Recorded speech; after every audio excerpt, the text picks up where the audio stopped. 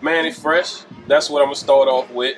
AKA Elvis Freshly, AKA Manny Glover, AKA Figgy Balls. Let me see what else I've been. I don't know. Fresh Manny, you know, just Manny sometimes. Fresh to the people in New Orleans, so they have adapted just Fresh. And for 2012, 4 cups. That's all it takes for you to get right, 4 cups. So you're from the 7th Ward. Tell from us the about 7th Ward. Music you heard in the community and your family. My dad was a DJ, street DJ, and you know I grew up just around music all day long. Like that's all I can say. Like I mean, I remember having block parties in my neighborhood, and my dad had this big following. Like you know, from DJing from uptown to downtown. Like you know, Jubilee. Everybody that's on the scene pretty much know my dad that grew up in music. Like they know him from DJing, and I was fortunate enough to have a cool dad that turned me on to some instruments, and it was like, here goes some turntables, you know, do what you want to do in life. So I think that was a blessing. What were some of the big clubs that you performed in? I know you did a lot of block parties. Oh, man. Truthful, I did everybody house party in New Orleans before clubs. Like, I still see people. No, but your dad, we'll get there, but your dad when he was doing like all the little hole in the walls. Like, you know what I'm saying, was around the St. Bernard, 2001, that was uptown or whatever. Like, pretty much all the hole in the wall spot. Low D's, that was a spot by the St. Bernard or whatever. The Ram Lounge, that was like on Gentilly or whatever. So my dad was that dude who did all the hole in the wall spots. And I remember, what's crazy is the same way y'all got this poster, my dad got posters when he won the battle of the DJ thing, like in his era or whatever, a couple of times or whatever. So I'm like, all right, you that dude, like you know. So I took an interest in it. So where would they have these DJ battles with your dad? Different hole in the walls, like you know what I'm saying. And the crazy thing was when I got a little bit older, I would say like around 16, 17. Like my dad kind of used to let me tag along with him, and the showmanship for what they did was so much different from what it is today. Like, because just the DJ, you had to do way more than that. You had to interact with the people. You had to interact with the crowd. It's like you pretty much had to put on a show. And my dad had posters way back in the day when he opened up, when he DJ'd for Bobby Marchand, when they was doing their drag show or whatever. Like, I'm like, well, you've been doing this for quite some time. And, you know, where's posters, you know, and I'm like, wow, like, this crazy. For people who don't know your dad's stage name. Sabu, like most people know him as that, like, you know, around the city. When you ask anybody that's older than, you know, I guess I ain't gonna say old school, I would say the wine era. That's what I like to call it, the good wine era. Like, you know, they'll tell you. So he gave you lots of instruments and yeah. toys. So you talk about that a lot. Instead of bikes, instead of Atari. Like yeah, like when other kids got bikes, I got turntables, I got a mixer, I got a keyboard, I got a drum machine. And at first, you know, I wasn't really interested in it, but it just got piled up, and before you know it, my room just took on a mind of itself. Like I'm like, I got all of this stuff and I never mess with it. So I just started tinkering with it and just fell in love with it. Well, you play by ear, obviously. Yeah, I play by ear. ear. You pick up instruments pretty easily. And, yeah. You know, you tune to them. What's an instrument that you haven't learned yet that you would like to? Well, the crazy thing is, I don't think I've learned anything. I just like to experiment, like, you know, because you got some people who play by theory, who really take the time to go like, I'm going to know everything about this. That really don't work for me. I could just know 2 or 3 things about something, and I get what I want out of it, and I move on to something else. You know, like, if I had to play a bass guitar, I would play one string and figure out the notes on one string, and then like, okay, cool. If I can't figure it out, then I'm going to get somebody else. Like, you know, but my whole theory of it is what feels good. So I'll pick up everything and try it, but I'm not going to say like I'm really good at it, because I know I'm not good at everything. I just know how to make sense of it.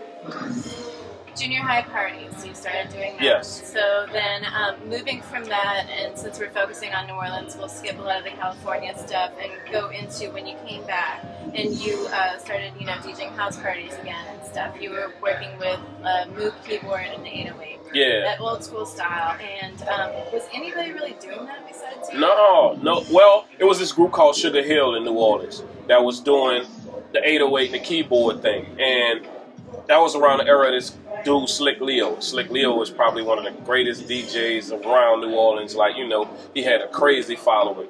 But all the Superdome dances and all the big dances that was going on, it was like Slick Leo and this group called Sugarhill.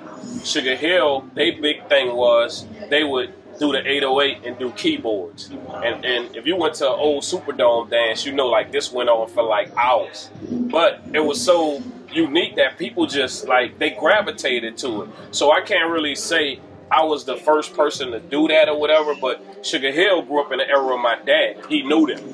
So, you know, he used to always have these tapes with them playing keyboards over drum machines, and that kind of made me take an interest. And I remember my sister used to bring me to like Warren Easton dance back in the G or whatever, and that was just like one of the hot dances. You know, Warren Easton used to have dances every weekend. Or the Superdome used to have dances every weekend. And it was either Slick Leo or Sugarhill. And whenever Sugarhill got on, it was an 808 the moog keyboard. And it just was like something crazy. So I always loved that growing up. So when you were dealing with that setup, would you kind of have, you know, and obviously you had an idea for a set, but how much improvisation versus, you know, doing it on the fly versus stuff that you already had pre-prepared? Well, it started out as being a copycat. You know what I'm saying? I really just copied, you know, I would go to their gigs and at the time, whatever they was playing, go back and, like, I would copy their thing.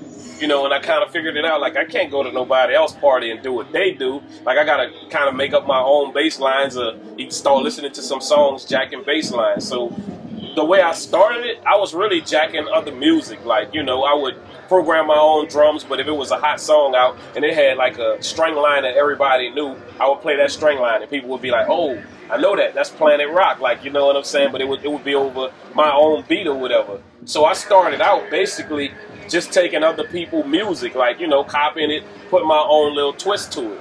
And by popular demand, people were like, dude, like, you really should start remixing, you know, these songs. Start out on the note of me going, well, okay, I'll remix Planet Rock my way.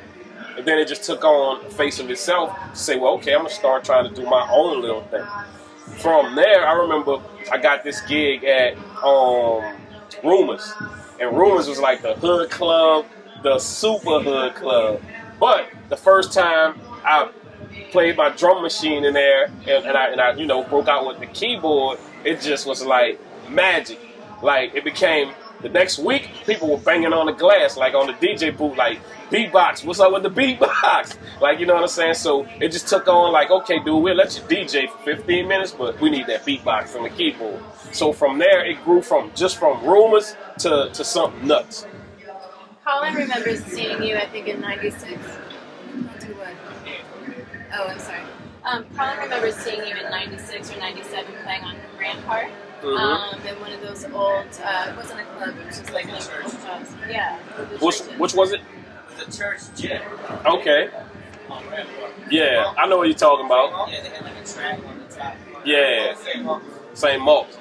Most people, you know, pay attention to your production more than your DJing, and obviously, you know, you're such an accomplished producer that's intuitive. But, you know, just thinking about Colin seeing you in like '96 and '97, what was your repertoire like? You know, what records were you spinning at that time? Like, how did you distinguish yourself as a DJ at that point? I mean, I've always said I'm a DJ before a producer. Like, I think that's just a title that the public, you know, they just say, well, you're a producer. Like, you know what I'm saying? This is crazy to say, but I really don't even feel like a producer. I feel like a DJ all the time. I'm just a DJ that know how, you know, to make sense of certain things or whatever. But if you really had to ask me, like, what's your occupation, it would be I'm a DJ. Like, you know what I'm saying? I'm not really a producer, but I could do that. Blessed to do it.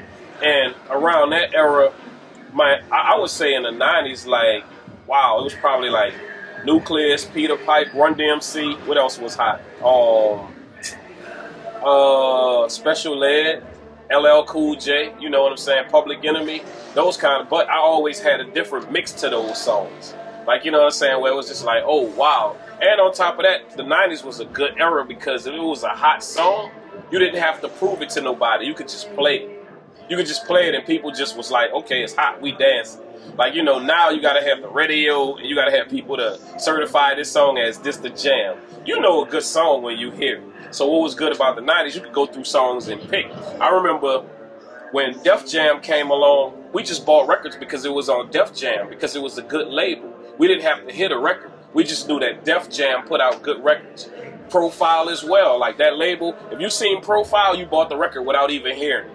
You just took the chance that, you know what, this is going to be a good record because it's from a good label. You know, so that was the crazy thing about that era. Like, they put out good records. Like, you associated records with labels. So if you knew that that label put out good songs, you know, and on top of that, you didn't have the, I guess, necessity or whatever to say, like, I can listen to this record before I buy it. You just had to take a chance and buy that record. So it was really based on labels. So backing up a little bit, Jam Patrol, New York Incorporated, Davey D. So what was, tell us about one of those famous battles that they had, DJ battle, and then also their influence on you. It's funny that you say Jam Patrol, because Jam Patrol used to have Chuck E. Cheese on lock. Like, they used to DJ at this spot. And Jam Patrol, they was like these Creole dudes, like high yellow with good hair. Like, you know what I'm saying? So chicks flocked to them. Like, it was this dude, Kyle West, this dude, Kyle Lewis, Bruce, and Phil dude. That was their MC or whatever. But they had like the preppy girls on lock. Like, you know what I'm saying? And we used to go to their gigs. I ain't gonna even lie. Like, we used to be mad. Like, you're like, okay, like, they got all the girls. So, some kind of way, like, we gotta shame them. Like, you know what I'm saying? And I remember at that time, I probably was like 15, 16. And Jam Patrol made the mistake of let me get on the turntables. I can tell you what song was out and all that. Herbie Hancock Rocket. And I had been practicing off of that song, like, I don't even know, like somebody, like a crazy religious fanatic or whatever. So we had this party at Jam Patrol and they let me get on or whatever, but I was already associated with New York Incorporated. They didn't know that. So I just was like, I just bugged this dude to let me get on, and all of that. Got on the turntables, and this at Chuck E. Cheese, way back in the G. Smashed them at their gig, like, you know what I'm saying? And that right there turned on a whole different crowd to Mannie Fresh, because New York Incorporated was kind of more of a hood group, as Jam Patrol was more of, we got like Kennedy, St. Mary's, like all the preppy girls, like girls who don't even associate with us. Like, but they had it on lock, and then just from doing that little thing, smashing them at their little gig, it was like, oh, we got to pay attention to these people. So I think that kind of turned it on to, okay, well, and I made sure, like, after that, hit the little thing, New York Incorporated, you heard me if you're looking for me. I think you used 2 stage names before Mannie Fresh. I think, at least you're credited on a couple records. Yeah, names. But I guess I did all kind of things producing because I didn't know the sample rules, like, you know what I'm saying? So that's why I was picking up all of these little aliases or whatever. So where did Mannie Fresh come from? Well, that was my dad, like, you know what I'm saying? That's always been you know, my dad always called me Mannie, and Fresh came from Kicks, like in my neighborhood in the 7th Ward, because I always had Fresh Kicks, so you know what I'm saying? So people used to always be like Fresh Kicks, so I was like, I can't say Fresh Kicks, so I'm just going to go with Fresh. The name and stuff for sure. So, Gregory D, Throwdown. Can you talk about, everybody knows about Freddie's Bag. You've told that story many times, but maybe another track on that record that you're most proud of, and tell us a story about how it came about. Wow, let me see, what I would think. Or it doesn't have to be on Throwdown, it could be on the other two as well, you know? Well, I actually like the track Throwdown, like, you know what I'm saying, because it got to show that New Orleans as a whole, like, okay, we got the MC, we could program beats, and we could do the DJ thing. Like, you know, it had so many records going on in that, you know, and we used so many tracks to do that song. Like, it got the attention of Miami. That was the era that was popping around that time to say, oh, these dudes from New Orleans, like, you know, they produced this themselves, like, and it was well put together. So I would say the title track, Throwdown, like, you know, when we did, like, you know, it was just crazy for that era, because we didn't have no sequencers. We just had a drum machine. And what people was doing, you know, everybody else had a sampler, they had a keyboard or whatever. We put that together with a bunch of records and a drum machine. You know, we didn't even know what a sampler was at the time. We didn't even know, like, okay, we could really loop this, you know. So I was in there, whatever songs that you heard in there that had a loop, it was me on the turntables going, well, I'm going to keep looping this song over and over to this beat. Because we didn't even know the concept of sampling existed, you know. So that was the nuts thing. So I think Throwdown, to me, like, it was a big accomplishment, because I was like, okay, when I heard a song and I heard a loop in it, I just thought the DJ did that. I was like, okay, whoever they DJ is, he must just loop the song over and over again. So when I get to California, some guys turn me on to a drum machine that sample. It's like, man, you ain't got to keep tracking that over and over. You could actually sample that and loop it in your drum machine. And I'm like, I don't even know what that means. So I think Throwdown was a big accomplishment from what we done. Let me turn my ring on. Oh, you're fine. Do you need to get it? Nah, I'm good. At the point that you get involved with Cash Money, I mean, you pretty much brought bounce to Cash Money with UNLV and a lot of other early groups. But at the very, very beginning, where were the cool hangout spots? Where would you all hang out? And where would you? And then a little bit later, where would you go for A&R? The crazy thing is, it was around that time the same spots, the little hole in the walls. That's where bounce started at. Newton's, you know, Big Man's Home? Yeah, all of that, like Big Man's, that's where bounce was bred at, like, you know, in all them little small little spots or whatever.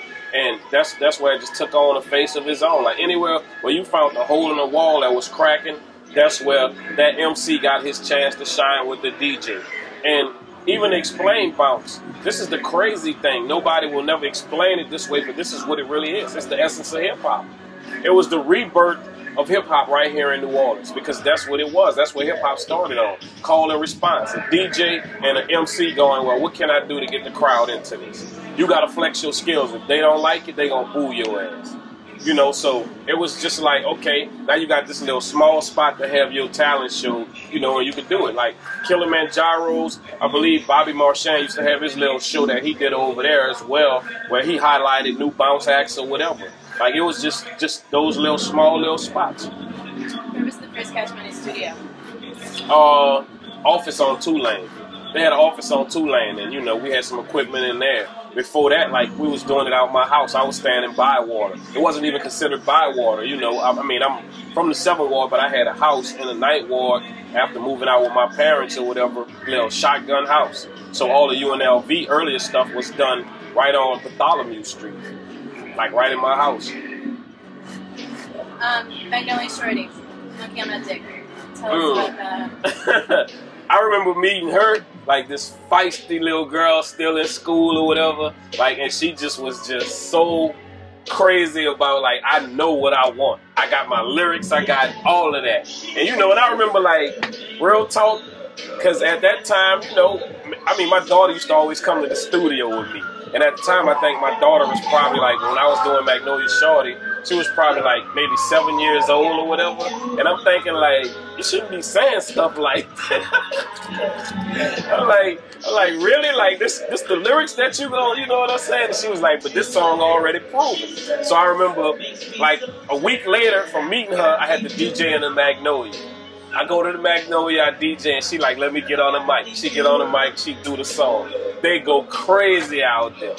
So I was just like, all right, I mean, I can't fight this. I'm like, you know what? You right, the song is already proven.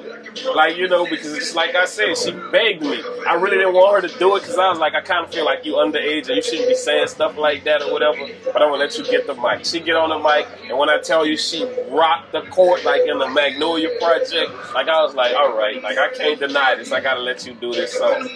But the music and everything, I was like, well, how do we get it bigger than what it is? I'm like, we got to start putting some music behind bounce.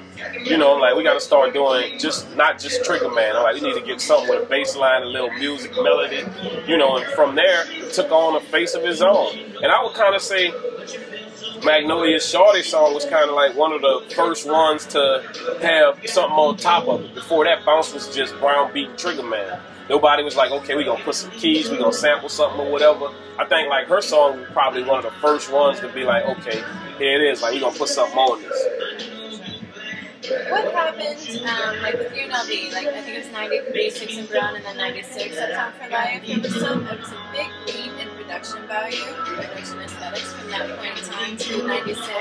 Tell us about, I mean, with obvious differences in like the amount of money you can spend and everything else. What else changed? I think even as a group, UNLV was showing growth. Like, you know what I'm saying? Like, it started out with just, you know, them going call and response just behind some 808 beats, just behind Trigger Man and, you know, or whatever it was. But every time they would come back, they would be like, okay, dude, we got a song. And I'm like, well, this is a little bit deeper than bounce. Like, every time they played something, I was like, you know, this kind of getting, I get what you're doing. It's not too deep, but it deserves a little bit more production.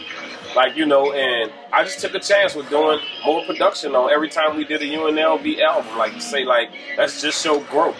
And I think it worked because what separated UNLV from a lot of bounce groups that was coming out in the longevity of UNLV was every time they put out an album, it kind of showed growth. You know, it was just like, okay, y'all left off from here, and the next time y'all come back, you know, you got a little music behind it. Even if it was some samples or whatever it was just different. And I would say for that time, that era, UNLV had all the I would say, what is it, like, what can I call it? Like, they had the slangs that was just crazy. Like, bout it, that's UNLV. Like, you know what I'm saying? Everything in bounce that was created was UNLV. Like, you know what I'm saying? The whole little, you know, two-piece, whatever, like the little rhymes, the little riddles that went with bounce, all of that was UNLV. Like, you know, they created all of that. Go DJ, UNLV. Like, you know what I'm saying? So they was innovative, like what they was doing, even to come up with their name, UNLV. Like, you know what I'm saying? When you think about it, you like, UNLV is the college. Until you hear it, and the shock value is so fucking crazy. You like, really? That's what that stands for? A lot of people that we've interviewed have pointed to Soldier Rag as being the first time that a song went national that stayed true to its New Orleans roots, and that it really inspired a lot of people to feel like they could stay true to what themselves but still make a name for themselves in the business. So tell us about that song, how that came about, your production on that. Well, the cool thing was I never was thinking about going national. I was just doing what felt good. Like, you know what I'm saying? I just was like, man, this tight. Like, and the crazy thing is, like, I never heard none of his lyrics. I used to just always do beats. But when I heard him do Soldier Rags in a club, I was like, I got the perfect marriage for that. I got the perfect beat. I'm like, I know this beat gonna go with it the way it hit and everything. Like, you know, and I'm like, I was already playing that beat at parties or whatever. And nobody never heard lyrics, but whenever I put it on, people would just be like, oh shit, I don't know what that is, but it's jamming. So I was like, dude, I got the perfect song for that. When he put his lyrics on, it was just natural. Like, it was just like, oh my goodness. Like, you know what I'm saying? And I'm like, it's already formatted. That's all you got to do, run the hook and everything. I'm like, I could press the button and it's going to go all the way through. You know, and those songs to me are classic songs because that song is in my SP1200, all the keyboard parts and everything, all the samples and all of that. I crammed everything in on one little floppy disk to do that song. And it's just like somebody to go like, wow, I can't believe all of them songs is in a little, you know, machine that take like 7 seconds of sampling. Well, you know, but I think when you forced to make something like that work, you come up with creative ideas. So even that was a good process of how Soldier Rags came. It was like we was very limited to do it. So I think that's what made it a great song. And to hear somebody say what he said, like, nobody ain't ever heard that shit. And do you know the crazy thing? The first time somebody saw a video from New Orleans, they was like, yo, poor as shit. We just thought we was... Like, it was like, this shit is incredible the way y'all living down there. Like, people thought that was props. Like, we made all of this up. They was like, yo, that can't be real houses and shit. And we was just proud of those videos. Like, damn, this is New Orleans. This is the essence of, like, this is the hood. This is where we live at. Everywhere else, when we stepped outside of New Orleans, we always got the, do y'all really, like, live in them houses? Like, is that, like, yeah. Like, everybody, if you notice, people always used to say early on, when they come to New Orleans, I want to see the hood. Because nobody could believe that shit. We just grew up around music and was in love with it. So we never took a chance or took a shot to look at our neighborhood to say, like, oh, shit, this is different from everywhere else in the world.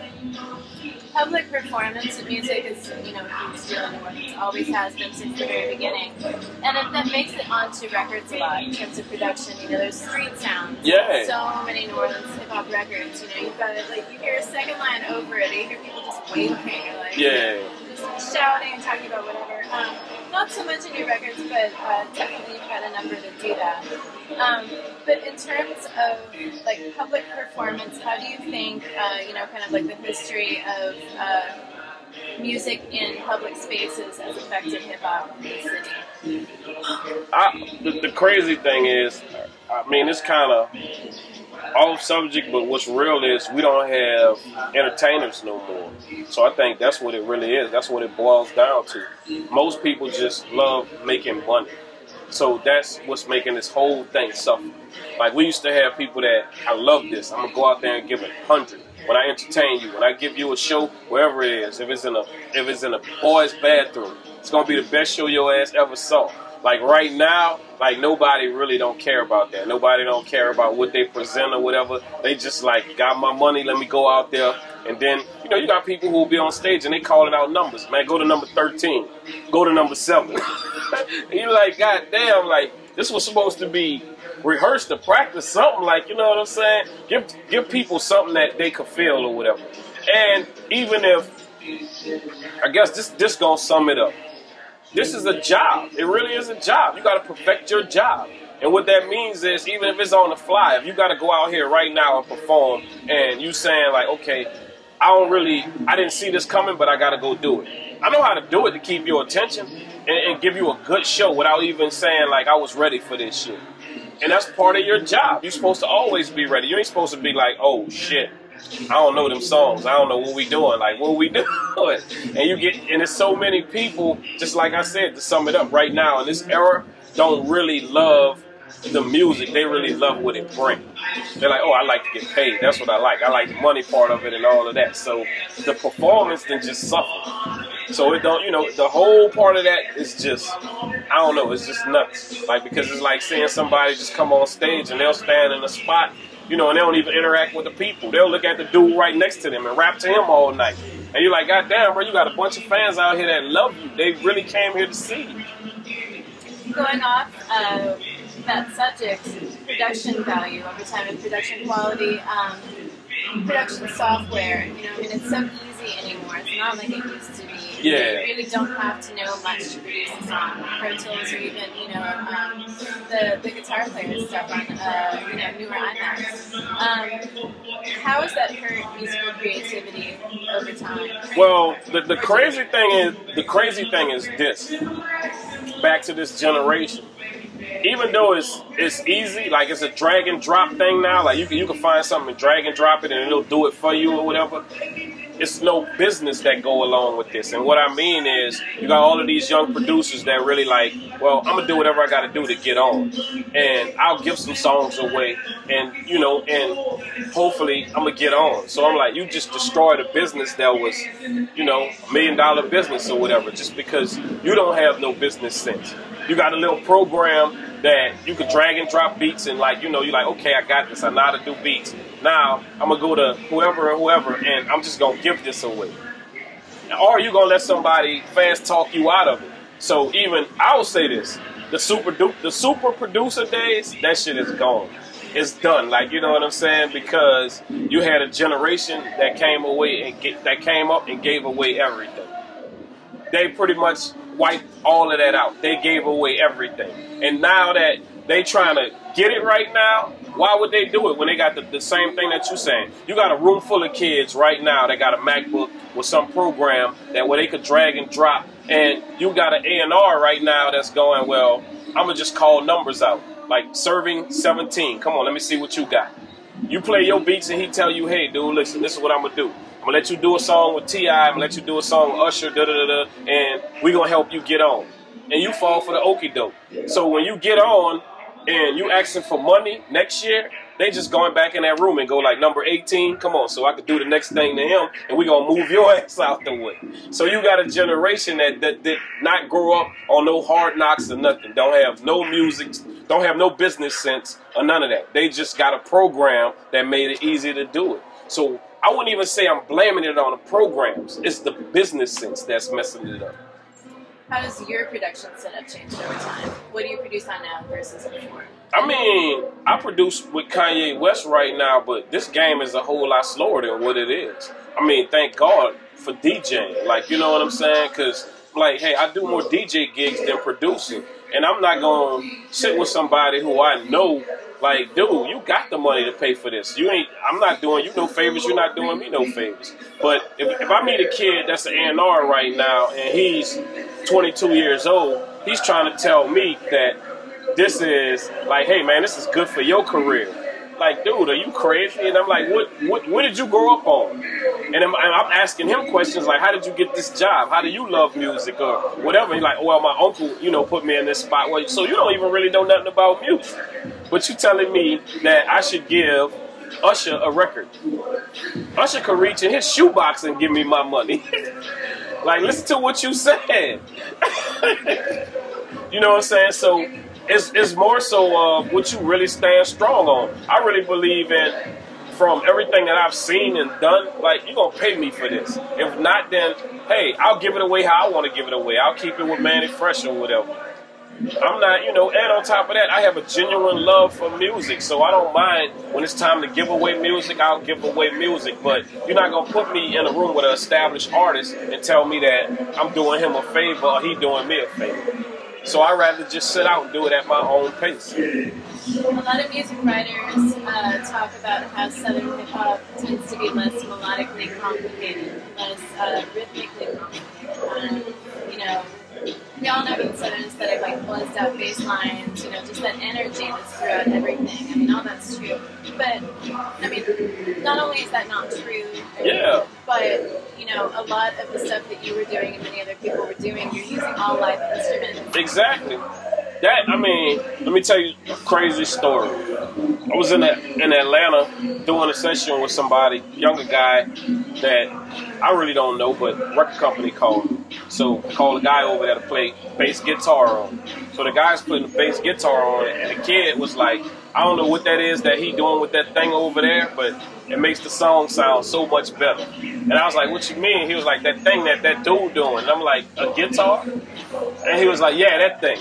And I was like, you've never seen a guitar in your life? He was like, I heard of them, but I ain't actually never seen nobody play nothing. And I was like, wow, that just go to show you, like, this era is something different. Can you think of a song that you produced with all live instrumentation? We were just talking to Six Shot, like we told you before, and he was talking about, like, everything on that record, like the Medicine Man record, like from the bassoon to the triangle, to everything was live. Can you think of, like, a song that you produced that way that had, multiple live instruments and that you were... I would say, mostly, a lot of the songs that I've done, like, we never really sequenced songs. We would count. The drum machine did its thing, but we played all the way down. Like 400 Degreez was played, everything. You know what I'm saying? It wasn't like we looped those in a sequencer or nothing like that. We played all of that all the way down so it could have a good feel to it. Like, I'm like, hey, let's start the drum machine and this is what we gonna do. If we mess up, we gonna start from start, do it all over again. So it's kind of like, that was the approach to a lot of songs, like, rather than sequence it, so that could go on and on. Like, there's so many songs that was done like that. Or even, I treated the drum machine like an instrument. Like, all my breaks was done on the fly. Like, it wasn't like somebody was like, he programmed that. No, like, every song that you ever heard on Cash Money, where you hear a break or a snare roll, that was done live, like, on the fly. Like, they, and when other people saw me do it, they was just like, wow, this dude really, like, do his breaks while the song is running. And I'm like, well, that's the way it feels natural to me. It feels good when I'm like, hey, I'm going to listen to what he's saying and I'm going to write the breaks around what he's saying. Rather than going, I can't program something and follow you. Like, I'm like, that's going to be all day me doing this in song mode. I'm like, so I just took my drum machine as an instrument. Brass bands. You've done a ton of work with brass bands, especially lately. Tell us what you like about working with them, how it lends itself to your musicianship. Brass bands is kind of like the same concept of a rap. Like, you know what I'm saying? You got a tuba that's equivalent to a bass guitar, you know what I'm saying? You got different horns, you got keyboards, you got everything. And then when you see a brass band and they put something incredible together and it all comes together, like, that's so nuts. And that's the essence of New Orleans. How could you not like a brass band? Like, I just wish the world would kind of like take I listen to it just to say, like, you know what?